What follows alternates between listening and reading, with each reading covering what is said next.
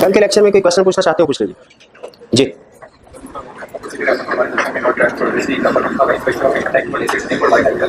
जी बिल्कुल, रेलिवेंस में उसने लिखा हुआ है कि a procedure relevant for one assertion may not be relevant for other assertion, और उसने आगे एक एग्जांपल दी हुई है जो कि बेसिकली बैलेंस शीट में फिक्स एसेट से रिलेटेड है कि कंपनी के व्हीकल्स हैं।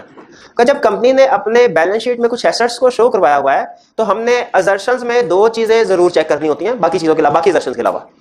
एक चीज ये कि क्या जितनी अमाउंट के फिक्स एसेट्स शो करवाए गए हैं बैलेंस शीट में फिजिकली उतने एसेट एग्जिस्ट करते हैं कि नहीं, वो वाकई मौजूद है कि नहीं, कोई हवाई फिगर तो नहीं इंक्लूड कर दी गई, वाकई ही मौजूद है कि नहीं, इसे कहते हैं एग्जिस्टेंस चेक करना। और दूसरी चीज हमने ये देखनी होती है कि क्या ये जो फिक्स एसेट्स जिनकी वैल्यू बैलेंस शीट में शो करवाई गई है ये वाकई ही कंपनी के ही हैं, ये तो नहीं कि किराए की गाड़ियां लाके खड़ी कर दिया और अपना एसेट शो करवा दिया बैलेंस शीट में। ये दोनों चीजें चेक करनी होती है। तो फर्ज कीजिए मेरे सीनियर ने मुझे कहा कि तुम जाके एग्जिस्टेंस चेक करके आओ। एग्जिस्टेंस का मतलब कि जितनी गाड़ियां बैलेंस शीट में शो हो रही हैं गोदाम में उतनी मौजूद हैं कि नहीं फैक्ट्री में। मैंने कहा अच्छा सर अभी चेक करके आता हूं। मैं गया क्लाइंट के पास और क्लाइंट से कहा भाई जितने भी रजिस्ट्रेशन डॉक्यूमेंट है वो सारे मेरे सामने रख दो। सारी गाड़ियों के रजिस्ट्रेशन डॉक्यूमेंट्स मैंने देखे, रजिस्ट्रेशन बुक, और वो क्लाइंट के नाम पे ही ट्रांसफर हुई थी गाड़ियां। अब मैं वापस आ गया और मैंने कहा जी सर सारी गाड़ियां एग्जिस्ट करते हैं, बताइए क्या ये मेरा प्रोसीजर रेलिवेंट है? नहीं, मेरा ये प्रोसीजर जो है वो ओनरशिप के चेक करने के लिए तो रेलिवेंट है, rights and obligation ownership check करने के लिए तो रेलिवेंट है, लेकिन एसेट फिजिकली मौजूद है कि नहीं उसके लिए ये रेलिवेंट प्रोसीजर नहीं है।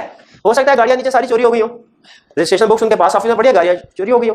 तो याद रखें कि प्रोसीजर जो इस एग्जांपल में जो प्रोसीजर ओनरशिप यानी राइट्स एंड ऑब्लिगेशन चेक करने के लिए है वो प्रोसीजर एग्जिस्टेंस के लिए रेलिवेंट नहीं है।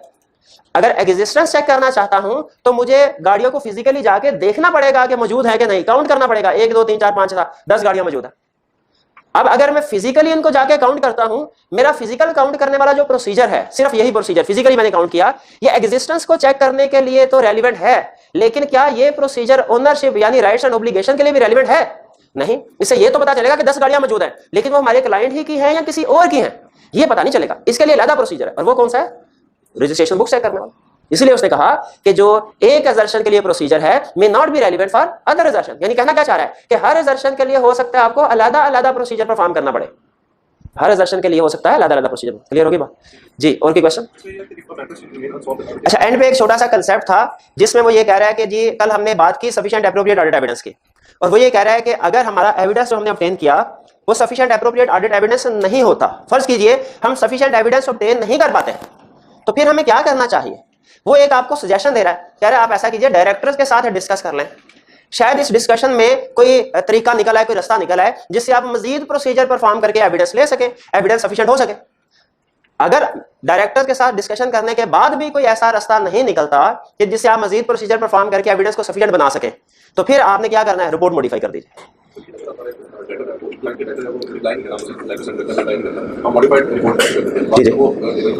नहीं देखें, अगर हमने ये देखना होता है, क्वेश्चन उनका ये है कि फर्ज कीजिए अगर एविडेंस सफिशिएंट नहीं था, ठीक है, हमने फॉर एग्जांपल डेटर्स को लेटर सेंड किया और कुछ डेटर्स ने रिप्लाई किया, कुछ ने रिप्लाई नहीं किया, और हम किसी दूसरे प्रोसीजर से भी एविडेंस नहीं ले सके उसके ऊपर, तो फिर हमने इस असूल के मुताबिक रिपोर्ट को मॉडिफाई कर दिया। अगर उसके बाद डेटर रिप्लाई कर दे तो क्या होगा? क्या हमारी रिपोर्ट गलत हो जाएगी? नहीं। याद रखें हमने at time of issuance of report situation को देखना है, ठीक है, इशुएंस के बाद क्या सिचुएशन है, ठीक है। इसलिए उससे पहले तो हम मैनेजमेंट को इंसिस्ट करते हैं, कन्विंस करते हैं कि सर जो भी प्रॉब्लम है, मसले मसाइल हैं, रिजॉल्व कर लें। अगर वो रिजॉल्व कर लें अनमोडिफाइड रिपोर्ट, लेकिन अगर एक दफा मॉडिफाइड रिपोर्ट इशू कर दी जाए इसके बाद फिर मैनेजमेंट हमें कोई इन्फॉर्मेशन प्रोवाइड करते हैं, हम कहेंगे पहले सोए हुए थे आप, अब तो मुश्किल लगा, ठीक जी। और की क्वेश्चन? क्वेश्चन नंबर 3 जी, क्वेश्चन नंबर 3 में क्या कह रहा है? वो कह रहा है brief discuss the factors that influence the auditor's judgment as to what constitutes sufficient appropriate audit evidence। अच्छा नोट कीजिए क्वेश्चन नंबर 1 उसमें सिर्फ ऑडिट एविडेंस का एक एस्पेक्ट कवर कर रहा है, सफिशिएंसी। इसका मतलब है हमने सफिशिएंसी को डिस्कस करना है, एप्रोप्रिएटनेस को डिस्कस नहीं करना। क्वेश्चन नंबर 2 में देखें वो रिलायबिलिटी को फोकस कर रहा है, कह रहा है रिलायबिलिटी के बारे में बताओ। इसका मतलब क्वेश्चन नंबर 2 में हमने सिर्फ रिलायबिलिटी को डिस्कस करना है, उसके फैक्टर्स बताने हैं, रेलेवेंस के फैक्टर्स नहीं बताने, सफिशिएंसी के फैक्टर्स नहीं। क्यों? उसने पूछा नहीं हुआ। लेकिन नोट कीजिए क्वेश्चन नंबर 3 में उसने सफिशिएंट के बारे में भी पूछा है, एप्रोप्रिएट के बारे में भी पूछा है, तो इसका मतलब है हम सफिशिएंसी के फैक्टर्स भी लिखेंगे और एप्रोप्रिएटनेस के फैक्टर्स भी लिखेंगे, बल्कि एप्रोप्रिएटनेस के अंदर 2 कैटेगरीज बनाएंगे, रेलेवेंस के अलावा रिलायबिलिटी के अलावा, ठीक है। अब मार्क्स के लिहाज से हम अपना सॉल्यूशन पॉइंट्स थोड़े शॉर्ट कर देंगे, बजाय ये कि सारे 5-5 6-6 पॉइंट लिखे, हम 2-2 पॉइंट लिख देंगे सिर्फ फॉर एग्जांपल, लेकिन हमने कंसेप्ट सारे कवर करने हैं, सफिशिएंसी को भी एक्सप्लेन करना है, एप्रोप्रिएटनेस के अंदर रेलेवेंस को भी, रिलायबिलिटी को भी, ठीक है जी, और की क्वेश्चन? रिलायबिलिटी का लास्ट पॉइंट पूछे, क्या कहता है उसमें? वो कहता है अगर आपको जो देखिए, हम ऑडिट में एविडेंस डिफरेंट सोर्सेज से कलेक्ट करते हैं, इनसाइड द ऑर्गेनाइजेशन भी, इनसाइड द क्लाइंट भी और आउटसाइड द क्लाइंट भी। आउटसाइड किससे? जैसे डायरेक्टर से, क्रेडिटर से, लॉयर से, बैंक से। वो कहता है नॉर्मल पहला रूल तो ये है कि जो आपने outside the organization external evidence लेते हैं ना, वो इंटरनल की निस्बत ज्यादा रिलायबल होता है। क्योंकि इंटरनल मैनेजमेंट तो हो सकता है हमारे साथ झूठ बोले अपने किसी मुफाद के लिए, लेकिन थर्ड पार्टी, एक्सटर्नल पार्टीज में तो कोई फायदा नुकसान नहीं है, इसलिए नॉर्मली वो झूठ नहीं बोलती। तो पहला रूल क्या? External evidence more reliable then internal evidence. फिर दूसरे रूल में कहता है इंटरनल एविडेंस भी रिलायबल हो सकता है, लेकिन शर्त क्या है कि इंटरनल कंट्रोल स्ट्रांग। ठीक है, अगर इंटरनल कंट्रोल स्ट्रांग है तो फिर इंटरनल एविडेंस भी रिलायबल होगा। क्लियर हो गया जी? जी, और भी क्वेश्चन? जी पूछिए मुझे, हाथ उठाया था आपने, नहीं क्वेश्चन? जी जी जी, इसमें रिलायबिलिटी में कह रहा है evidence obtain directly by the auditor is more reliable then evidence obtain indirectly और बाय इन्फेरेंस। इन्फेरेंस का मतलब होता है नतीजा अखज़ करना। ठीक है, ऑडिटर खुद से कोई नतीजा अखज़ कर लेता है, ठीक है, इनडायरेक्टली। तो कहता है उसकी बजाय जो एविडेंस हमारा डायरेक्टली ऑब्टेन किया हमने वो ज्यादा बेहतर है। जी, और भी क्वेश्चन? जी, क्वालिफाइड ओपिनियन मुझे नहीं पता, मैंने ऐसा कोई लफ्ज इस्तेमाल नहीं किया। मैंने क्लास में कोई लफ्ज इस्तेमाल किया जी? असेसमेंट के ऊपर जितने भी डिस्कशन है वो हम करेंगे मंडे को, क्योंकि अगर अभी असेसमेंट के ऊपर मैं डिस्कशन करता हूं तो 8-10 स्टूडेंट के पास शायद वो होंगे असाइनमेंट, बाकी स्टूडेंट के पास नहीं होगी। तो बेहतर है कि हमने जो दिन डिसाइड किया है मंडे, वो वही जो है उस दिन हम सारी डिस्कशन करेंगे। उस दिन आप लोग सारे असाइनमेंट भी लेके आएंगे और प्लस आपका ट्यूसडे को टेस्ट भी होगा। आज तक आपने जितना भी ऑडिट पढ़ा है उसका टेस्ट होगा आपका ट्यूसडे को, ये ध्यान में रखिएगा। चैप्टर आज तक आपने जितना पढ़ा है, चैप्टर 1 भी, चैप्टर 2 भी, और आज तक चैप्टर 3 जितना पढ़ा वो भी डिसाइडेड। मैंने आपको डिसीजन बताया, आपसे ओपिनियन नहीं है। ठीक है जी, और अवॉइड कीजिए जो टर्म मैं क्लास में यूज नहीं की अभी तक आपने उनको नहीं पूछना। ठीक है, इधर उधर से अगर कोई बुक्स दूसरी जैसे आपकी बुक पढ़ते हैं तो याद रखें यहाँ पे तरतीब जो होती है वो हमारी बहुत अहम होती है। ये शुरू का एरिया होता है ना, जब हमारी बेसिक्स बन रही होती हैं, ये बड़ा क्रिटिकल फेज होता है। इसमें तरतीब रखनी पड़ती है कंसेप्ट्स की कि किस लिहाज से कंसेप्ट सिखाना है। ठीक है, तो अभी जब इसका टाइम आएगा प्रॉपर तो मैं वो जो टर्म आपने पूछा इंशाल्लाह एक्सप्लेन कर दूंगा, कोशिश करूंगा बड़े अच्छे तरीके से एक्सप्लेन करूं। अभी थोड़ा होल्ड कर लीजिए। अभी हमने सिर्फ यही मॉडिफाइड की टर्म सुनी हुई है, इसके अलावा हमें कुछ नहीं पता कि क्या होता है। जी जी जी बिल्कुल। वो कहता है एविडेंस जो है इसमें दो क्वालिटीज होनी चाहिए, कैरेक्टरिस्टिक्स होनी चाहिए, sufficiency, appropriateness. Appropriateness is a measure of quality of evidence which is factored by relevance and reliability. यानी जो एप्रोप्रिएटनेस है वो डिपेंड किस पे करती है? रेलेवेंस पे और रिलायबिलिटी पे। और उसके बाद फिर हमने दोनों को डिटेल में डिस्कस किया। तो एप्रोप्रिएटनेस कहता है इसके अंदर मजीद दो चीजें हैं, रेलेवेंस है एक एस्पेक्ट, एक रिलायबिलिटी है। ये दोनों चीजें मिलकर फिर एविडेंस को एप्रोप्रिएट बनाती हैं। और कोई क्वेश्चन?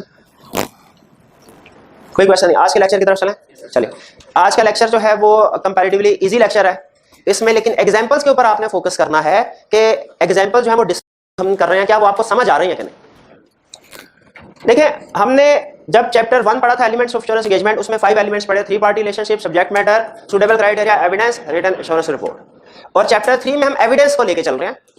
ठीक है, चैप्टर 3 का जो बेसिक थीम है वो ये बताता है कि अगर आपने सफिशिएंट रीजनेबल एश्योरेंस ऑब्टेन करनी है, पहली चीज इसके लिए आपको sufficient appropriate audit evidence obtain करना पड़ेगा रीजनेबल एश्योरेंस के लिए। अच्छा, अब ये एविडेंस आएगा कहां से? क्या घर बैठे आएगा? नहीं। दूसरी चीज हमें ये बता रहा है कि इसके लिए आपको ऑडिट प्रोसीजर परफॉर्म करना पड़ेंगे। और फिर तीसरी चीज बता रहा है अगर आपने ऑडिट प्रोसीजर परफॉर्म किए तो आपको इनको डॉक्यूमेंट भी करना पड़ेगा, क्योंकि हमारे प्रोफेशन का रूल है something not documented is something not done.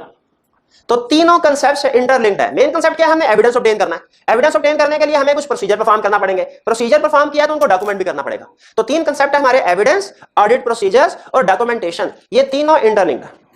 इसमें हमने पहले वाला कंसेप्ट जो था एविडेंस वो कल स्टडी कर लिया कि सफिशिएंट एप्रोप्रिएट ऑडिट एविडेंस किसे कहते हैं। एविडेंस को सफिशिएंट एप्रोप्रिएट होना चाहिए, और एविडेंस कब सफिशिएंट एप्रोप्रिएट होता है इसके कुछ फैक्टर्स हैं जो हमने कल तसल्ली से डिस्कस कर लिया। आज हम नेक्स्ट कंसेप्ट की तरफ चलते हैं, प्रोसीजर्स की तरफ, कि जब हम ये कहते हैं कि ऑडिट एविडेंस ऑब्टेन करने के लिए हमें प्रोसीजर परफॉर्म करना पड़ेंगे, तो वो प्रोसीजर कितनी तरह के हो सकते हैं जो हमने परफॉर्म करना है।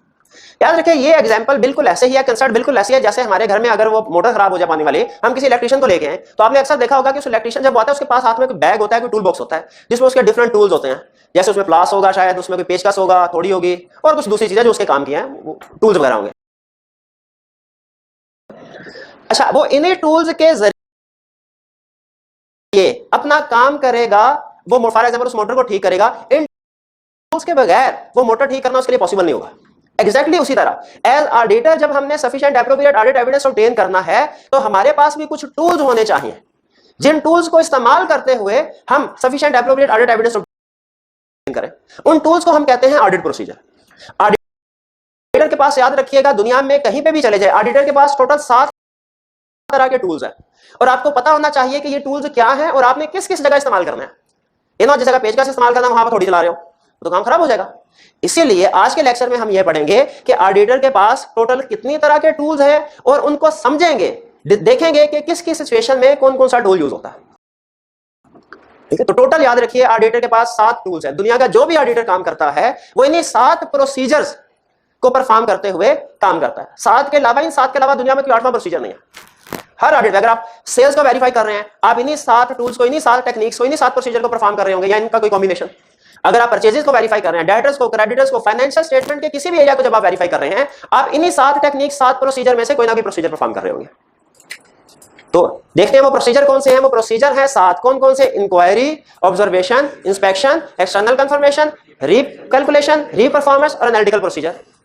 इनकी तरतीब से याद करना जरूरी नहीं है, आपको याद होने चाहिए कि 7 टेक्निक्स ऑफ ऑब्टेनिंग एविडेंस क्या है, 7 प्रोसीजर्स ऑफ ऑब्टेनिंग एविडेंस क्या है। Inquiry, observation, inspection, external confirmation, recalculation, reperformance और एनालिटिकल प्रोसीजर।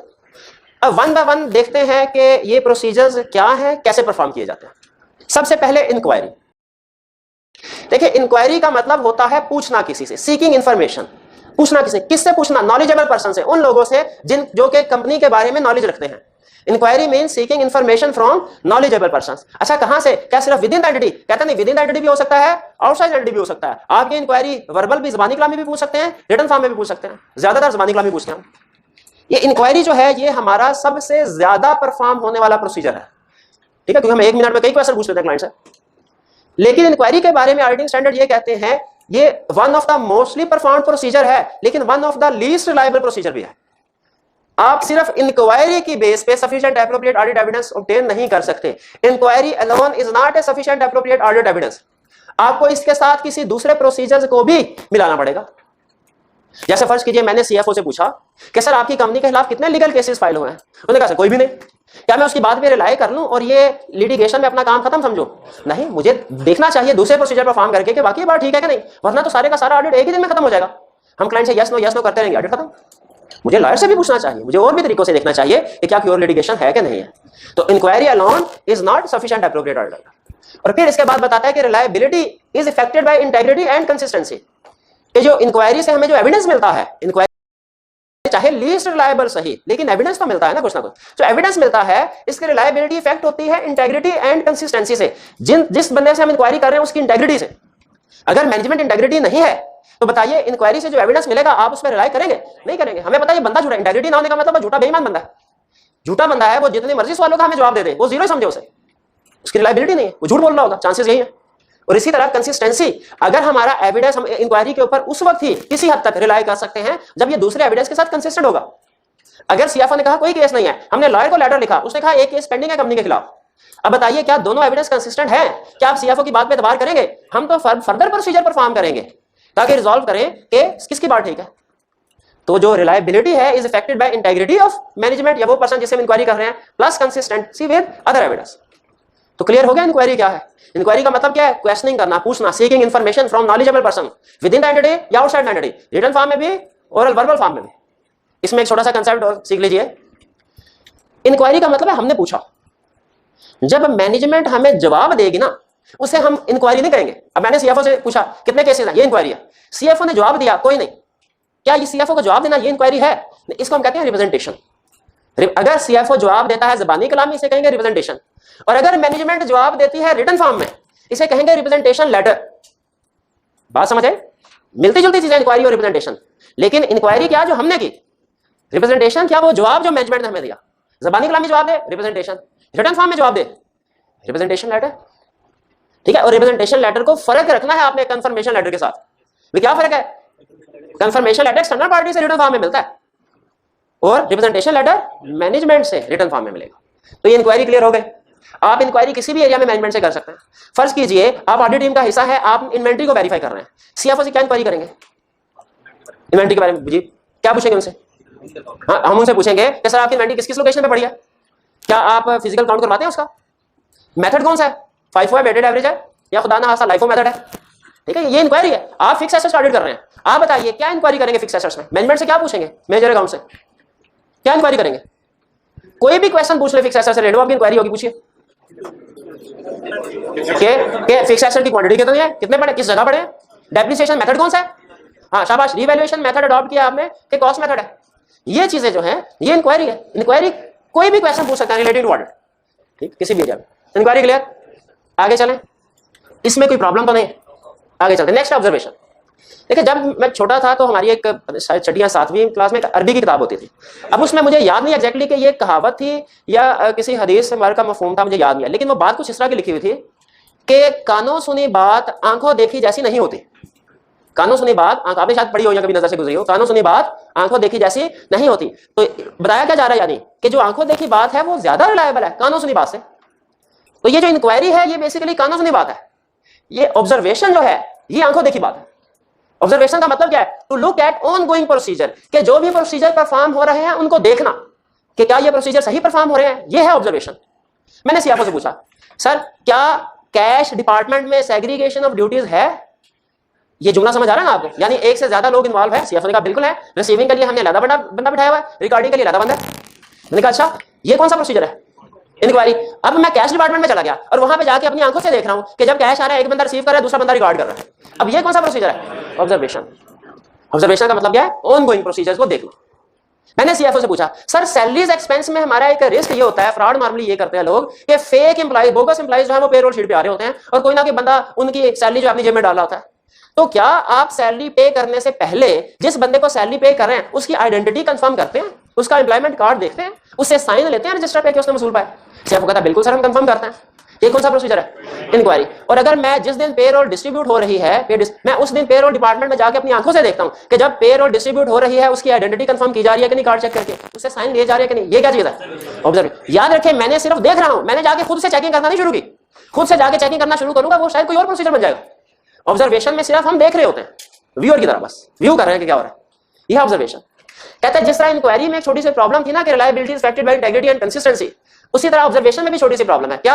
ऑब्जर्वेशन कहता है लिमिटेड होती है इसकी effectiveness at point of observation. यानी आप ऑब्जर्व करके इस नतीजे पे तो पहुंच रहे हैं। अगर मैं कैश डिस्ट्रीब्यूशन को देख रहा हूं, मैं इस नतीजे पे तो पहुंच सकता हूं कि आज के दिन में सेग्रीगेशन ऑफ ड्यूटी एग्जिस्ट कर रही है कैश डिपार्टमेंट में। मैं इस नतीजे पे नहीं पहुंच सकता कि पिछले पूरे साल में सेग्रीगेशन ऑफ ड्यूटी थी कि नहीं थी, या अगले पूरे साल में सेग्रीगेशन ऑफ ड्यूटी होगी कि नहीं देख सकता। ऑब्जर्वेशन सिर्फ एट पॉइंट ऑफ ऑब्जर्वेशन का एविडेंस देगी, खासतौर पर जब लोगों को पता होता है। जैसे फर्ज कीजिए कि मुझे पता है कि आज प्रिंसिपल साहब ने आके क्लास में बैठना और ये चेक करना है कि मैं सही पढ़ा रहा हूं कि नहीं। तो आज तो मैंने डायग्राम वगैरह जो है वो हेडिंग वगैरह बना के एग्जांपल वगैरह फिट से लेके आया हूं और वो बता रहा हूं। प्रिंसिपल साहब आने के देखा, मुतमिन होकर चले गए। लेकिन उनकी ऑब्जर्वेशन सिर्फ आज के दिन के लिए है। क्या इससे ये कंक्लूजन पे वो पहुंच सकते हैं कि पिछले पूरा सेशन में भी इसी तरह चल रहा होगा या आगे पूरा सेशन भी इसी तरह चलेगा? नहीं।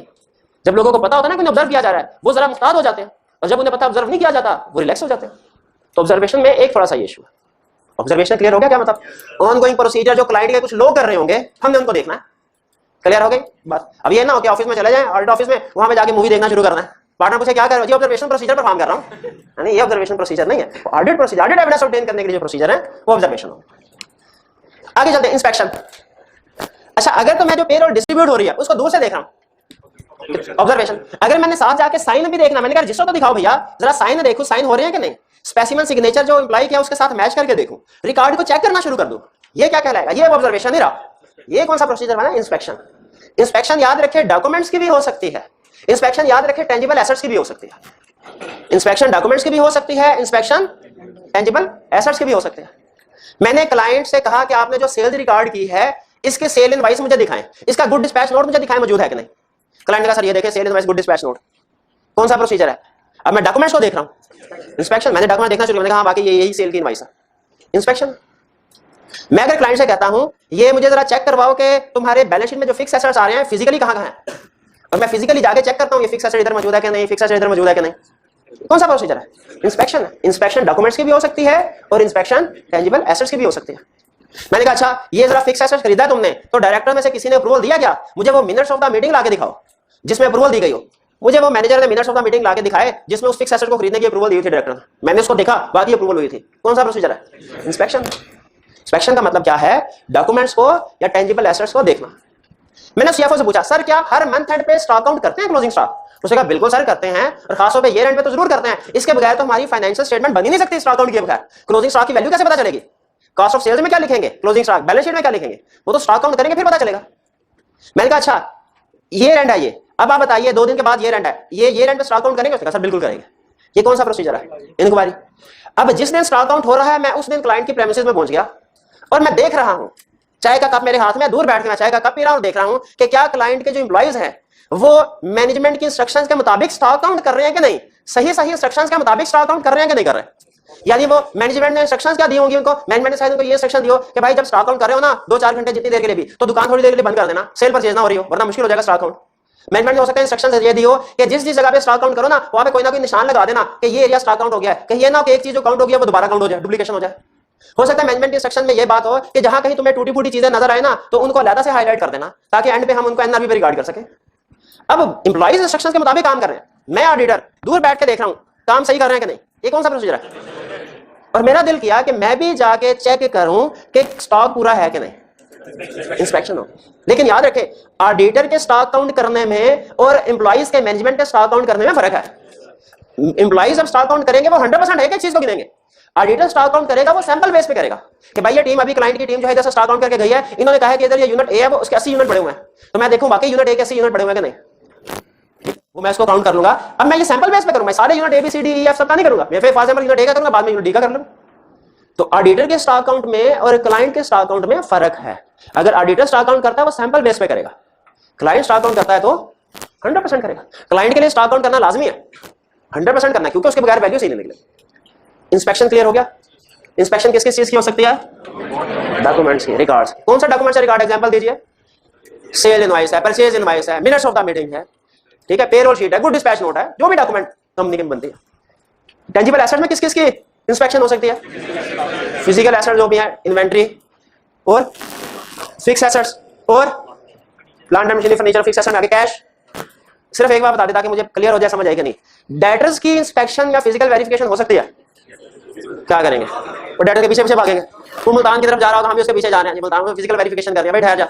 नहीं, डेटर्स की फिजिकल वेरिफिकेशन नहीं होती, इंस्पेक्शन नहीं होती, क्रेडिटर्स की नहीं होती। उनसे वैसे हम पूछ लेते हैं अलहदा से कि भाई आपसे कितना लेना देना। हाँ जी बिल्कुल। नेक्स्ट, यहां 3 प्रोसीजर हुए हमारे, इंक्वायरी, ऑब्जर्वेशन, इंस्पेक्शन। यहां तक कोई कंफ्यूजन हो तो पूछ लो, आगे चलते हैं। नेक्स्ट जी जी, वो इंस्पेक्शन में आएगा, फिजिकल वेरिफिकेशन। वो डेटर्स को नहीं देखेंगे, अगर हम डेटर्स को जो सेल की गई है उनकी इनवॉइसेस देखेंगे, वो हमारी बुक्स में डेटर्स को थोड़ी मौजूद होंगे, ठीक है, वो तो सिर्फ उनका जो सेल्स किया, गुड डिस्पैच नोट वगैरह वो मौजूद होंगे, तो वो हमारे डॉक्यूमेंट्स में आ जाता है। क्या इनटेंजिबल एसेट्स के इंस्पेक्शन, फिजिकल वेरिफिकेशन हो सकते हैं? वो नजर ही नहीं आ रहे, उनका कोई ना कोई डॉक्यूमेंट या रिकॉर्ड अगर मौजूद है तो उस डॉक्यूमेंट या रिकॉर्ड की इंस्पेक्शन हो सकती है, उस इटसेल्फ इनटेंजिबल एसेट की फिजिकल वेरिफिकेशन पॉसिबल नहीं है। Next, external confirmation. External confirmation का मतलब देखिए, इसके ऊपर मैं थोड़ा सा टाइम लगा रहा हूं, एक एक्सटर्नल कंफर्मेशन के ऊपर टाइम लगाऊंगा और एक एनालिटिकल प्रोसीजर के ऊपर, क्योंकि ये हमारे आने वाले ऑडिट में अहम प्रोसीजर है। एक्सटर्नल कंफर्मेशन क्या है? कहता है process of obtaining evidence directly from third parties in written form में, ठीक है। 3 लफ्ज जो हैं वो अगर आपको समझ आ गए तो आपको पता चल गया कि कंफर्मेशन होता क्या है, या कंफर्मेशन लेटर कह लें या एक्सटर्नल कंफर्मेशन लेटर कह लें, एक ही बात है। एक्सटर्नल कंफर्मेशन लेटर क्या है? एविडेंस ऑब्टेन डायरेक्टली का मतलब क्या है? मैनेजमेंट की इन्वॉल्वमेंट के बगैर डायरेक्टली थर्ड पार्टीज ने ऑडिटर को लेटर सेंड किया। थर्ड पार्टी से क्या मुराद है? मैनेजमेंट के अलावा लोग, बिल्कुल। अच्छा, अगर मैनेजमेंट हमें रिटन फॉर्म में एविडेंस दे, क्या उसे एक्सटर्नल कंफर्मेशन लेटर नहीं कहते? नहीं, उसे क्या कहते हैं भला? उसे तो रिप्रेजेंटेशन लेटर कहते हैं, ठीक है। Evidence directly from third party in written form में होना चाहिए। क्या अगर हमें कोई डेटर फोन करके कहता है कि सर ये बैलेंस ठीक है, वो एक्सटर्नल कंफर्मेशन लेटर कहेंगे उसको? नहीं कहेंगे। तीनों कैरेक्टरिस्टिक्स होना जरूरी है। फिर इसके बाद प्रैक्टिकली नॉर्मली किन किन एरियाज में, किन किन केसेस में एक्सटर्नल कंफर्मेशन लेटर ऑब्टेन किया जाता है? वो कहता है डेटर्स से एक्सटर्नल कंफर्मेशन लेटर लिया जाता है, रिटन फॉर्म इंफॉर्मेशन कराई जाती है। क्रेडिटर से, बैंक से, लॉयर से। भाई डेटर से क्या इंफॉर्मेशन कंफर्म करवाएंगे आप? सेल्स रिलेटेड और क्लोजिंग बैलेंस खास तौर पे। क्रेडिटर से क्या इंफॉर्मेशन कंफर्म कराएंगे? परचेजेस, अगर बड़ी परचेजेस या टर्म्स एंड कंडीशन वो कंफर्म करवा सकते हैं, और खास तौर पे क्लोजिंग बैलेंस। बैंक से क्या कंफर्म करवा सकते हैं? बैंक से हम क्लोजिंग बैलेंस और कोई लोन वगैरह लिया है वो, कोई other terms and condition. Lawyer से क्या कंफर्म करवा सकते हैं? लीगल केसेस कंपनी के खिलाफ कितने फाइल हुए हैं, उनका एक्सपेक्टेड आउटकम क्या है?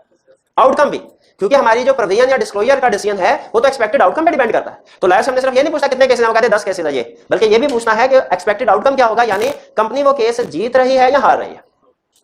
अब यहाँ पे ICAP की केस स्टडी को सामने रखे दो चीजें बतानी है आपको। कंफर्मेशन लेटर डेटर्स क्रेडिटर को भी सेंड करते हैं, बैंक्स को और लॉयर्स को भी सेंड करते हैं। लेकिन जरा सोच के मुझे बताइए, अपनी प्रोफेशनल जजमेंट को इस्तेमाल कीजिए जितना आपने ऑडिट अभी तक सीखा है।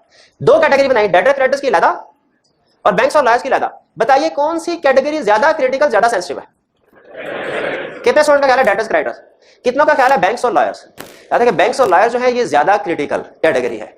जो डेटर्स और क्रेडिटर्स है ये तो रूटीन नेचर की इंफॉर्मेशन कंफर्म करवाते हैं, जो कि शायद एक दो पार्टीज को इफेक्ट कर रही हो। लेकिन बैंक्स और लॉयर जो है इनसे जो इंफॉर्मेशन कंफर्म होती है ये ज्यादा सिग्निफिकेंट है, ज्यादा क्रिटिकल है। समटाइम एक केस ऐसा होता है जो अगर हम हार जाए तो पूरी कंपनी बंद हो जाती है।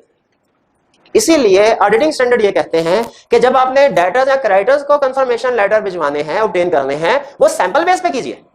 यानी कुछ डेटर्स क्रेडिटर्स से कंफर्मेशन लेटर ऑब्टेन कर लिया, उससे ना किया। लेकिन अगर आपने बैंक्स या लॉयर्स को कंफर्मेशन लेटर सेंड करने हैं तो ये 100% सारे के सारे बैंक्स, जितने भी कंपनी के बैंक्स हैं, जितने भी कंपनी के लॉयर्स हैं, सबको कंफर्मेशन लेटर सेंड कीजिए। इनमें सिलेक्शन नहीं करना, इनमें सिलेक्शन ये 100% सेंड करना है सारी पार्टीज को। उस कंपनी के जितने भी बैंक्स में अकाउंट्स हैं या जितने भी लॉयर्स उस कंपनी के लीगल केसेस को डील कर रहे हैं, सबको, क्योंकि ये ज्यादा सेंसिटिव इंफॉर्मेशन है। और जबकि डेटर्स एंड क्रेडिटर्स के केस में सैंपल बेस पे कर लेंगे। ठीक है, ये कुछ अटेम्प्ट पहले उसने एक क्वेश्चन पूछा जिसमें उसने कहा कि बैंक या लॉयर जो है इनमें से किसी एक को कंफर्मेशन लेटर सेंड किया, तो उसने जो है वो फॉर एग्जांपल रिप्लाई नहीं किया, तो बताइए क्या करें? उन्होंने कहा किसी और से ले लें, किसी और तरीके। नहीं भैया, सोल्यूशन में कहा कि इस केस में उसी बैंक या लॉयर से एविडेंस कंफर्मेशन ऑब्टेन करना लाजमी है, यहां पे सिलेक्शन नहीं कर सकते। और अब ये जो रिसेंट अटेम्प्ट है जिसका भी पेपर हुआ रिजल्ट आना है, इसमें उसने एक क्वेश्चन पूछ लिया। उसने कहा ये आपके सामने टोटल डेटर्स है, ये तो पता है आपको कि सैंपल बेस पे कुछ डेटर को सेलेक्ट करना है, जरा मुझे बताइए किस किस डेटर को सेलेक्ट करेंगे कंफर्मेशन के लिए? अब ये कुछ, हाँ बिल्कुल, उसमें एक डिसीजन ये भी था कि मटेरियल जो बड़े वाले डेटर्स हैं उनको जरूर सेलेक्ट करना है। इसके अलावा भी कुछ फैक्टर्स हैं जो भी हमने नहीं पढ़े, ठीक है, वो आगे चल के एक सामने का चैप्टर है उसमें पढ़ेंगे। लेकिन जहन में रखिएगा वो दोनों केस स्टडी जो हैं इस बेसिक कंसेप्ट पे बेस कर रहे हैं कि डेटर्स क्रेडिटर के केस में सैम्पलिंग करेंगे, बैंक्स और लॉयर जो है 100% सेक्शन है। एक्सटर्नल कंफर्मेशन क्लियर हो गया? ओके कर दूं। Next, recalculation. रिकैलकुलेशन, अच्छा एक चीज ध्यान में रखिएगा, ये सारे प्रोसीजर क्या ऐसा होगा कि मैं आज ऑफिस जा रहा हूं तो मैंने डिसाइड किया होगा आज मैंने इंक्वायरी करनी है, इसके अलावा मैंने और कोई काम नहीं करना? नहीं, बल्कि आप एक ही दिन सारे कॉम्बिनेशन बना के कोई भी प्रोसीजर परफॉर्म कर सकते हैं। ठीक है, ये सारे प्रोसीजर म्यूचुअली एक्सक्लूसिव नहीं है। ऐसा नहीं है कि आप एक प्रोसीजर परफॉर्म कर रहे होंगे कि दूसरा प्रोसीजर परफॉर्म नहीं कर रहे। आप हो सकता है at the same time 2 3 4 procedure इकट्ठे परफॉर्म कर रहे हो। ठीक है, आप इंस्पेक्शन भी, सेल इनवॉइस को चेक भी कर रहे हैं, इंस्पेक्ट भी कर रहे हैं, साथ साथ क्वेश्चनिंग भी कर रहे होंगे, इंक्वायरी भी हो रही है। तो ये पॉसिबल है, ध्यान में रखिएगा, कंफ्यूज ना हो जाएगा कि सर ये इस केस में तो ये प्रोसीजर भी आ रहा है, ये प्रोसीजर भी आ रहा है, तो हम ये लिखेंगे, ये लिखे, भाई दोनों लिख दें, कोई इशू नहीं।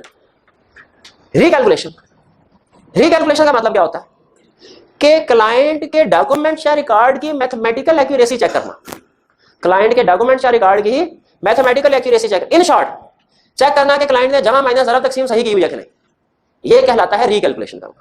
देखिए इसमें लफ्ज है कि री, एक एक कैलकुलेशन। री का मतलब बता रहा है कि ऑडिटर ये दोबारा कर रहा है, तो ऑडिटर से पहले ये कैलकुलेशन किसने की होगी? मैनेजमेंट ने।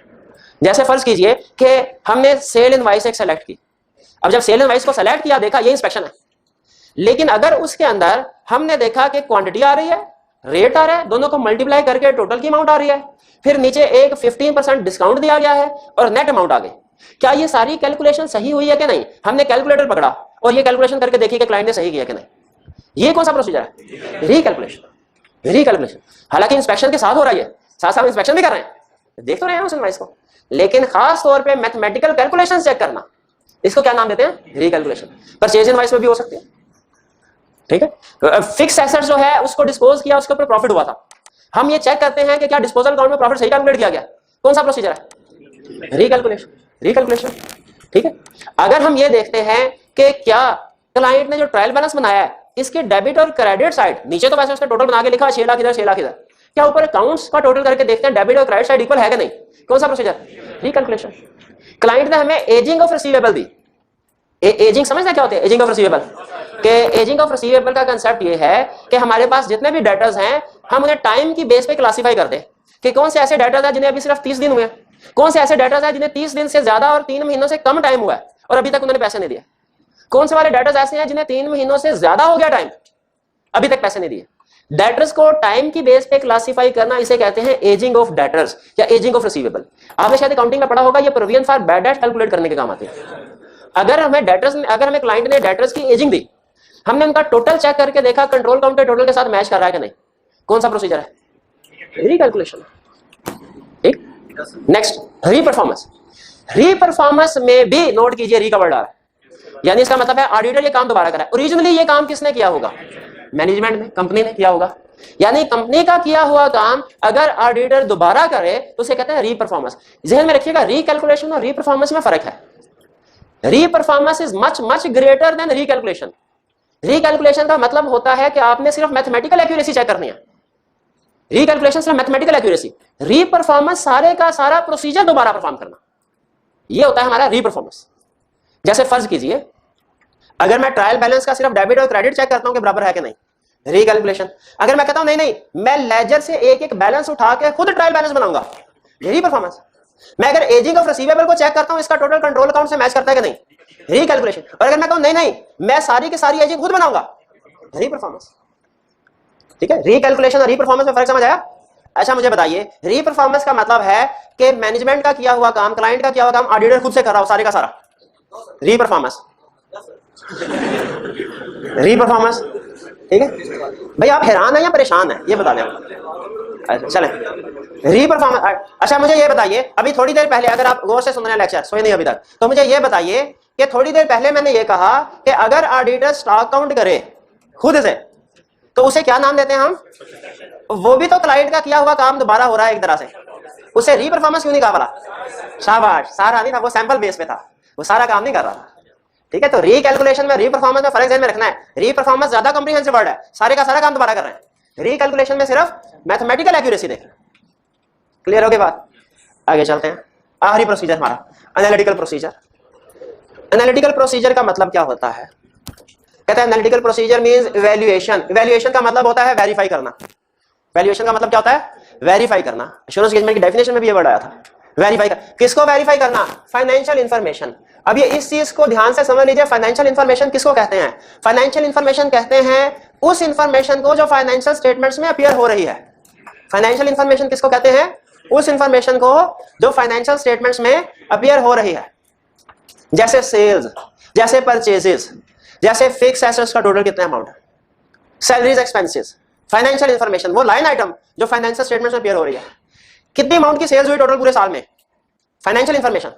नंबर ऑफ यूनिट्स कितने सोल्ड हुए, नॉन फाइनेंशियल इंफॉर्मेशन, ये इनकम स्टेटमेंट में आ रहा होता। सैलरीज एक्सपेंस पूरे साल का कितना है, financial information. Number of employees कितने हैं, नॉन फाइनेंशियल इंफॉर्मेशन। तो यहाँ पे किसका जिक्र कर रहा है? हम क्या वेरीफाई करते हैं एनालिटिकल प्रोसीजर से? फाइनेंशियल इंफॉर्मेशन या non financial? Financial information. Analytical procedure means valuation यानी वेरिफिकेशन ऑफ फाइनेंशियल इंफॉर्मेशन, यानी वो चीज जो इनकम स्टेटमेंट बैलेंस शीट में आ रही है, वो टोटल की अमाउंट, टोटल सेल्स है, सैलरीज है या दूसरे एरियाज। कैसे? Valuation of financial information through कैसे? Through comparison and plausible relationship. Through comparison and plausible relationship. अब ये कंपैरिजन क्या है, प्लॉजिबल रिलेशनशिप क्या है, दोनों में फर्क क्या है, ये सुन लें। फर्ज कीजिए कि मैंने सेल्स को वेरीफाई करना है और मैं इस साल की सेल्स को पिछले साल की सेल के साथ कंपेयर करता हूं। पता चला पिछले साल की निस्बत इस साल की सेल्स 20% ज्यादा है। क्या मुझे क्लाइंट से इन्वेस्टिगेट करना चाहिए? मैंने क्लाइंट से पूछा, सर ये इस साल की सेल्स आपकी ज्यादा क्यों है 20%? उन्होंने कहा सर ये इस वजह से है कि हमने इस साल बहुत ज्यादा हैवी एडवर्टाइजमेंट किया है, हमारी सेल्स ज्यादा हुई है। मैंने कहा अच्छा ठीक है, बाकी अगर एडवर्टाइजमेंट उन्होंने किया है तो इसका मतलब है ये सेल्स का जो इंक्रीज हुआ है जस्टिफाइड है। अब ये मैंने इवेल्युएट किया, वेरीफाई किया, किस वाली फाइनेंशियल इंफॉर्मेशन को? सेल्स को। क्या किया? कंपेयर किया किसी चीज के साथ या रिलेशनशिप डेवलप किया? कंपेयर किया पिछले साल के साथ। पिछले साल के साथ जब आप चेक करते हैं कितना इंक्रीज हुआ, डिक्रीज हुआ, कंपैरिजन है। अब आए रिलेशनशिप क्या होता है? प्लॉजिबल रिलेशनशिप का मतलब ये है, देखिए डबल एंट्री काउंटिंग सिस्टम है हमारा। डबल एंट्री काउंटिंग सिस्टम में कुछ एरियाज ऐसे होते हैं उनका दूसरे एरियाज के साथ कोरिलेशन होता है। कोरिलेशन समझते हैं क्या होता है? कि एक चीज बढ़ेगी तो दूसरी चीज भी बढ़ेगी। स्टार्ट में पढ़ा नहीं था आपने कोरिलेशन? कोरिलेशन नहीं पढ़ा टॉपिक स्टार्ट में? अच्छा मुझे बताइए, अगर फिक्स एसेट्स बढ़े तो डेप्रिसिएशन एक्सपेंस बढ़ेगा कि नहीं बढ़ेगा? तो दोनों में कोरिलेशन है। सेल्स बढ़ेगी, डेटर्स भी बढ़ेंगे कि नहीं बढ़ेंगे? कोरिलेशन है।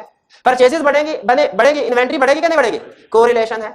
अगर हमने एम्प्लॉइज को कहा भाई घर घर जाके हमारे चीजें बेचो, जितनी सेल होगी 10% कमीशन तुम्हें मिलेगा, कमीशन में और सेल्स में कोरिलेशन है कि नहीं है? बिल्कुल है। रिपेयर एक्सपेंस में और शेयर कैपिटल में कोरिलेशन है कि नहीं है? नहीं है। एडवर्टाइजमेंट में और पर क्रेडिटर्स में कोरिलेशन है कि नहीं है? कोई नहीं। तो इसका मतलब फाइनेंशियल स्टेटमेंट के कुछ एरियाज ऐसे होते हैं जिनका फाइनेंशियल स्टेटमेंट के दूसरे एरियाज के साथ पॉजिटिव रिलेशनशिप होता है, उसे कहते हैं प्लॉजिबल रिलेशनशिप। स्टैट में नाम देते थे इसे कोरिलेशन, ऑडिट में से नाम देते हैं प्लॉजिबल रिलेशन। अच्छा कंसेप्ट क्या? कंसेप्ट बड़ा मजे का। वो कहता है जब फाइनेंशियल स्टेटमेंट के कुछ एरियाज का आपस में प्लॉजिबल रिलेशनशिप होना तो आप किसी एक चीज को वेरीफाई करें, दूसरी चीज चुटकियों में वेरीफाई हो जाएगी। जैसे अगर डेप्रिसिएशन एक्सपेंस का प्लॉजिबल रिलेशनशिप है फिक्स एसेट के साथ, डेप्रिसिएशन 10% ऑफ फिक्स एसेट है, वो कहता है आप सिर्फ फिक्स एसेट्स को वेरीफाई करें, जो भी अमाउंट आती है 10% ले, डेप्रिसिएशन तकरीबन अगर उतनी अमाउंट है तो डेप्रिसिएशन एक स्टेप में वेरीफाई होगी। आपको डिटेल में एक एक आइटम की कैलकुलेशन चेक करने की जरूरत ही नहीं। एग्री करते हैं? नॉर्मली जब हमने कमीशन एक्सपेंस को वेरीफाई करना था ना, नॉर्मली जब वो सेल के साथ उसका रिलेशनशिप नहीं होता, तो हमें कमीशन कोई भी एक्सपेंस को चेक करते हैं। जब एक्सपेंस का टी अकाउंट ओपन करते हैं, उसमें डिफरेंट ट्रांजैक्शंस आ रही होती हैं, उनमें से कुछ को सैंपल बेस पे चेक करते हैं और देखते हैं किसको पेमेंट की गई, क्यों पेमेंट की गई, कैलकुलेशन वगैरह सही हुई कि नहीं हुई। लेकिन खुद बताइए ये तरीका ज्यादा बेहतर है या दूसरा तरीका, कि अगर कमीशन एक्सपेंस और सेल्स का प्लॉजिबल रिलेशनशिप है, यानी जितनी सेल्स भी करता है स्टाफ उसका 10% उनको कमीशन ऑन सेल्स मिलता है, और सेल्स हमने वेरीफाई कर ली, खुद बताइए क्या हमें कमीशन एक्सपेंस को डिटेल में चेक करने की जरूरत है कि उसे एक ही चुटकी में वेरीफाई किया जा सकता है? कैसे कैसे भला? सेल्स का 10% लेके देखें कमीशन एक्सपेंस तकरीबन उतना ही है कि नहीं, अगर उतना ही है तो इसका मतलब कमीशन एक्सपेंस ठीक है, कम ज्यादा है तो हम उसे इन्वेस्टिगेशन करते हैं, पूछते हैं। कुछ समझ आई बात की? एनालिटिकल प्रोसीजर क्या होता है? एनालिटिकल प्रोसीजर में याद रखिएगा, फाइनेंशियल इंफॉर्मेशन को वैल्यूएट कर रहे हैं, जो balance income statement balance sheet में टोटल की अमाउंट आ रही होती है लाइन आइटम, ये इंडिविजुअल ट्रांजैक्शंस को नहीं वेरीफाई कर। क्लियर है? एंड पे एक छोटी सी क्विक एग्जांपल से कंक्लूड करते हैं आज का लेक्चर। इसमें मैं आपसे कोई 7-8 सवाल पूछूंगा, आपने प्रोसीजर, ये 1.5 मिनट में कंप्लीट हो जाएगा। आपने ये बताना है कि प्रोसीजर कौन सा है, इंक्वायरी है, ऑब्जर्वेशन है, inspection, reperformance, recalculation, external confirmation, analytical procedure कौन सा है, ताकि मुझे तसल्ली हो जाए कि समझ गए हैं, अब सिर्फ रट्टा लगाने वाला काम रह गया, उसमें आप एक्सपर्ट हैं, ये तो मैं कॉन्फिडेंट। सुनिए, मेरे सीनियर ने मुझे कहा कि हमने आपको बैंक का एरिया एलोकेट किया है, आपने बैंक को बैंक बैलेंस और बैलेंस शीट में आ रहा है वो वेरीफाई करना। बताइए ये कौन सा प्रोसीजर है? यहाँ शाबाश, ये प्रोसीजर परफॉर्म, ये तो क्या प्लान कर रहे हैं कि क्या काम करना है, किसने करना है, ये प्रोसीजर, शाबाश, गुड, ये प्लानिंग कहलाती है। मैं भागा भागा सीएफओ के पास गया, मैंने सीएफओ से पूछा सर आपके कितने बैंक अकाउंट्स हैं? उसने कहा 4। अच्छा, गलती की गुंजाइश सिर्फ एक क्वेश्चन की है, अगर 2 गलतियां कर ली ना आपने इस एक्सरसाइज, इसका मतलब कंसेप्ट समझ नहीं आया, तो ध्यान से, हाँ फिर सारा, फिर कल दोबारा पढ़ाऊंगा, बेफिक्र है। सीएफओ उसने कहा 4, मैंने कहा अच्छा। फिर मैंने पूछा, मैंने कहा क्या हर बैंक अकाउंट की हर मंथ एंड पे रिकंसिलिएशन बनाते हो? उसने कहा जी बनाते हैं। करेक्ट। मैंने कहा अच्छा, अभी आज महीने की आखिरी तारीख है, मैं जरा अकाउंट्स डिपार्टमेंट में जाके देखता हूं बैंक रिकंसिलिएशन स्टेटमेंट बन रही है कि नहीं। वहां भाई ठहर, अभी उधर जाने तो नहीं मुझे, अभी तो मैं सोच रहा हूं। वहां गया, वहां मैंने देखा कि वहां पे अकाउंट्स मैनेजर दूर बैठा कुछ बना रहा था।